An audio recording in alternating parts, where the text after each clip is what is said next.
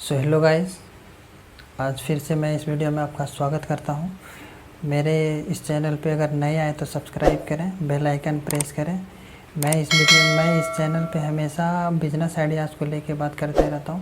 आज मैं बात करूंगा कि धान की खेती के साथ आप लोग मछली पालन को कैसे करना है, इसी बात पे आज हम लोग चर्चा करेंगे। तो चलिए वीडियो स्टार्ट करते हैं। तो सबसे पहले आपको एक खेत का चयन करना होगा। मैं पहले बता दूं कि छोटे किसान के लिए ये बहुत ही ज़्यादा फ़ायदेमंद है, क्योंकि छोटे किसान होते क्या है कि खेती करते हैं, उनको कम अनाज पैदा होता है और आधा पेट खा के अपना जीवन यापन करना पड़ता है छोटे किसानों को। बड़े किसानों को तो ऑलरेडी खेत ज़्यादा होता है, वो ज़्यादा मतलब अनाज पैदा करते हैं और अच्छे खासे जीवन जी लेते हैं। बट मेहनत तो हर किसान को करना पड़ता है। छोटे किसानों के लिए इसलिए ये ज़्यादा है कि आप मतलब धान की खेती के साथ साथ फिश फार्मिंग करोगे तो आपको डबल मुनाफा होगा और आप भी अच्छे खासे भरी पेट खाना खा के अच्छा खासा ज़िंदगी जीवन बिता सकते हो। तो छोटे किसानों के लिए मैं ये वीडियो प्रमोट कर रहा हूँ। सबसे पहले तो आपको ऐसे खेत का चयन करना है जो कि गड्ढा हो।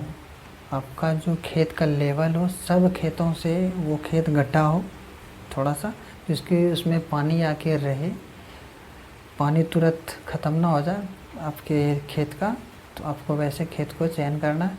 दूसरी बात यह है कि आपके खेत के चारों तरफ जो मेड़ होते हैं, खेत के चारों तरफ जो मेड़ होते हैं, मिट्टी का जो मेड़ होते हैं चारों तरफ, उसके 2 फीट अंदर, खेत के साइड अंदर, जिस खेत में आप करना चाहते हो उस खेत में 2 फीट चौड़ा 1 फीट गड्ढा करना, और वो खेत के चारों तरफ करना है, वो खेत के चारों तरफ करना है।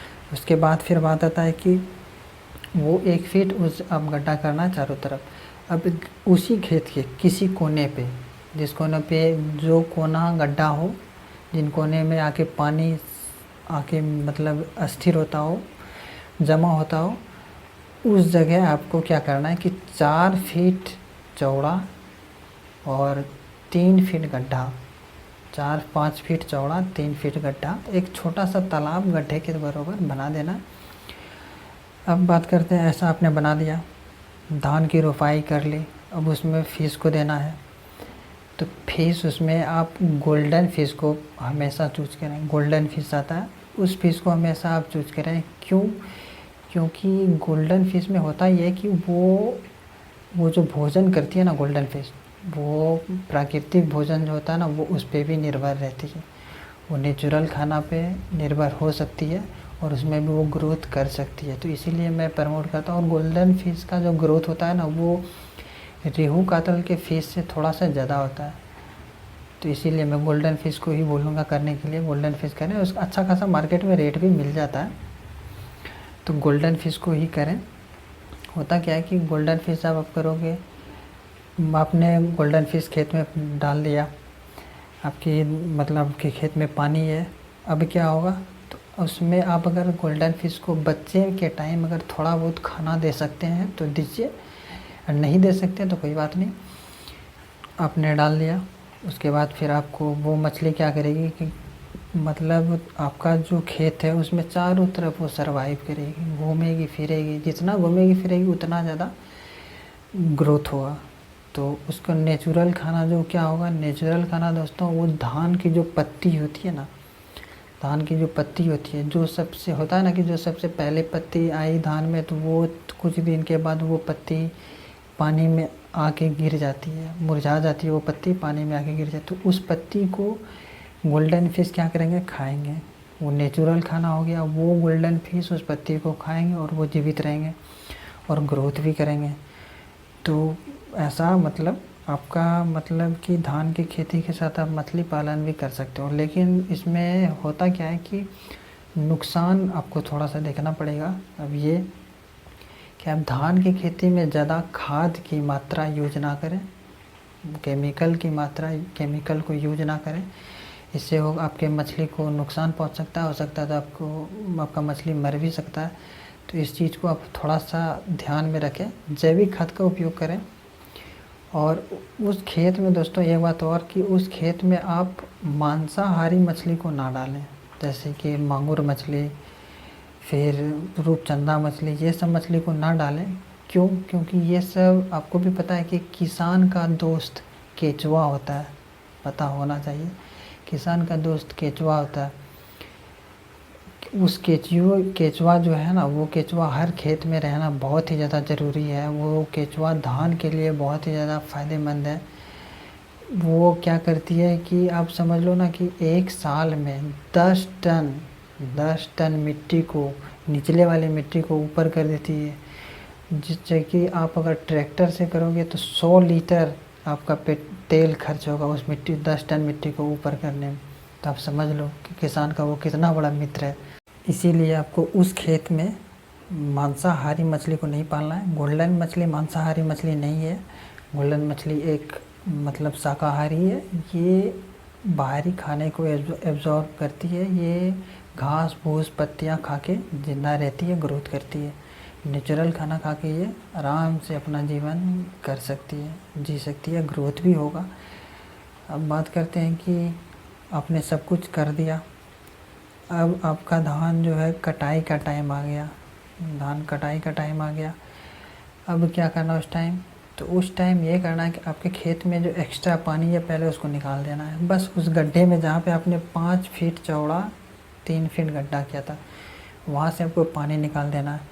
ऑटोमेटिक आपके जो खेत है उनमें जितना भी मछली होगा उस खेत में, ऑटोमेटिक वो मछली उस गड्ढे में आ जाएंगे।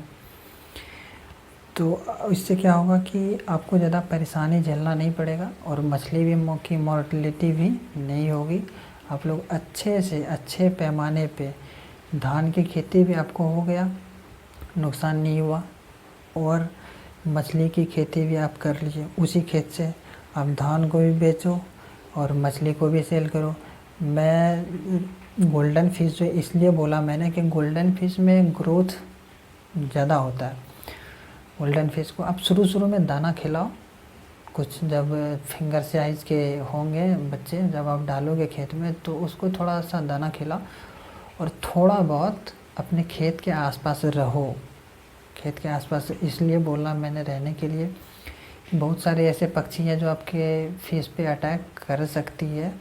तो इसीलिए आप खेत के पास रहें, देखें जब तक छोटा है मछली तब तक।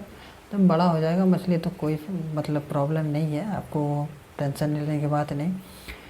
तो इससे होता है कि वो जो गोल्डन फिश है ना, ये मार्केट में लगभग 150 से 200 रुपया केजी सेल हो जाती है। और वो आपका 5 से 6 महीने में लगभग हाफ केजी 500 ग्राम से 700 ग्राम तक मछली हो जाएगी 5 महीने में। 5 से 6 महीने में ये मछली आराम से 5 से 600 ग्राम 700 ग्राम तक हो जाएगी और ये मार्केट में अच्छा से सेल होगा। इसको हर कोई लेना चाहता है, इस मछली को ख़रीदना चाहता है, खाना चाहता है, क्योंकि इसमें प्रोटीन बहुत ज़्यादा है। इसमें भी प्रोटीन बहुत ज़्यादा है। तो इसीलिए मैंने गोल्डन मछली को पालना है। पहली बात यह कि गोल्डन मछली को ही पालना है। आप पाल सकते हो, दूसरे मछली को भी पाल सकते हो, बट गोल्डन मछली को मैं ज़्यादा प्रमोट करूँगा। ये जो धान की खेती के साथ जो फिश फार्मिंग हो रहा है ना, ये विदेशों में बहुत ज़्यादा ज़ोर शोर से हो रहा है। विदेश में आप इसको इंडिया में भी कर सकते हैं। इंडिया में भी स्टार्ट हो चुका है, बहुत ऐसे राज्य हैं जहाँ की खेती हो रहा है, बट बिहार में शायद नहीं हो रहा है। बिहार में नहीं हो रहा है ये खेती। और बिहार के ज़्यादा आदमी मतलब काम करने की क्षमता ज़्यादा होता है बिहार वालों में, काम करने की क्षमता ज़्यादा होता है, बॉडी से काम करने की क्षमता ज़्यादा होता है। वो बहुत सारे बिहार में फार्मर ही रहते हैं। तो उन फार्मरों के लिए मैं बोलता हूँ कि आप लोग एक बार ट्राई ज़रूर करो। एक बार आप धान की खेती के साथ फिश फार्मिंग ज़रूर करो। इससे आपकी धान की फसल भी अच्छी होगी और फिर मछली का भी आप खेती कर लोगे साथ साथ, तो आपको दोगुना मुनाफा होगा। आप ये मत सोचना कि आपने 2 फीट चौड़ा नहीं धान लगाया तो आपको घाटा हो जाएगा। ऐसा कुछ नहीं होगा, दोगुना आपको फ़ायदा होगा। एक बार आप करके देखो, नहीं तो हो सकता है तो मैं खुद करके देखूँगा, आपको दिखाऊँगा। मैं खुद करके दिखा सकता हूँ, आपको दिखाऊँगा। जब ऐसा होगा तो मैं आपको खुद करके दिखाऊँगा ये खेती। उसके बाद आप लोग मेरे पे ट्रस्ट करना कि हाँ ऐसा करना चाहिए, क्योंकि छोटे किसान के लिए ये बहुत ही ज़्यादा लाभदायक हो सकता है। वो जो आधे पेट खाना खा के ज़िंदा रहते हैं उनको ऐसा नहीं करना पड़ेगा। बहुत ही अच्छा चीज़ है, आप लोग करना चाहिए। और युवा को लिए, जो युवा की खेती कर रहे हैं वो तो कर ही सकते हैं।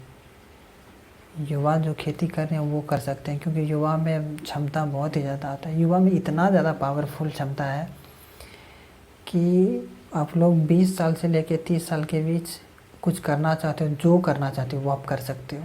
इतना ज़्यादा क्षमता होता है युवा में, आप वो कर सकते हो।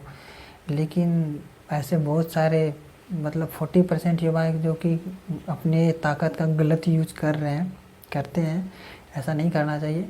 आपके पास 5 से 10 साल तक टाइम है, लाइफ बना लो अपना, उसके बाद फिर ऐश करो, कोई बात नहीं, लेकिन करो, कुछ ना कुछ आप करो, मैं तो यही कहूँगा।